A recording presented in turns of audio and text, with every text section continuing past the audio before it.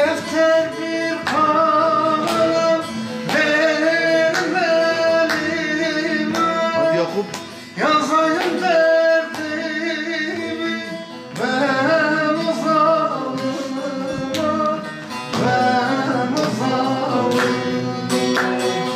Hadi. Yazayım derdimi ben uzalıma, ben uzalıma.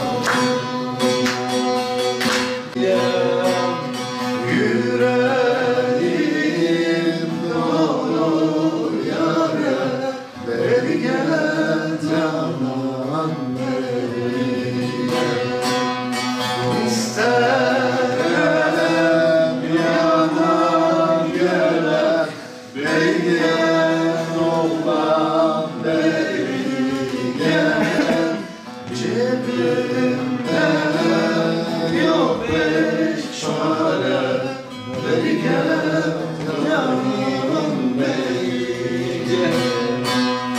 Cebimde yok beş çare, divane davul divane.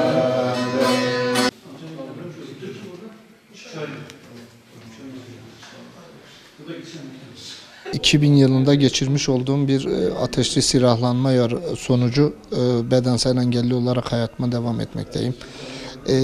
2007 yılından beri kurduğumuz Artık Saklanmak İstemiyorum Bitlis Engelliler Derneği altında birçok engelliyle, bedensel engelli arkadaşlarımızla birlikte engelleri aşmaya çalışıyoruz. Bitlis'te sayısı tam olarak belli olmayan birçok engelli bulunmakta.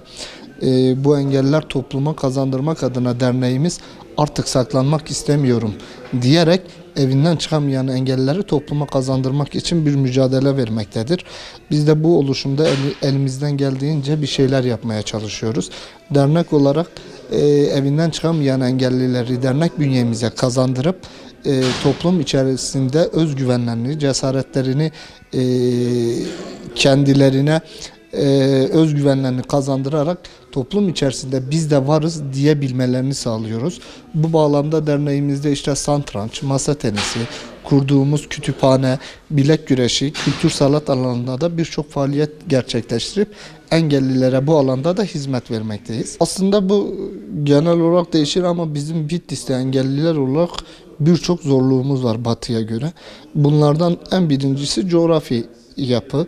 Bitlis'in coğrafi yapısı biz bedensel engellilere uygun değil. Genelde dağlık alanlardan oluşan, yamaçlardan oluşan evlerimizin konumları bu bağlamda bedensel engellilerin evden çıkıp topluma karışmaları zor oluyor. Eğitim kısmına gelirsek işte okulların, binaların devletin zamanında engelleri düşünerek yapmadığı binalar yüzünden engelliler çoğu eğitimden eksik kalıyor. Bu eksiklikte topluma karışmasında kendinin bir yerlere gelmesinde sıkıntı yaratıyor.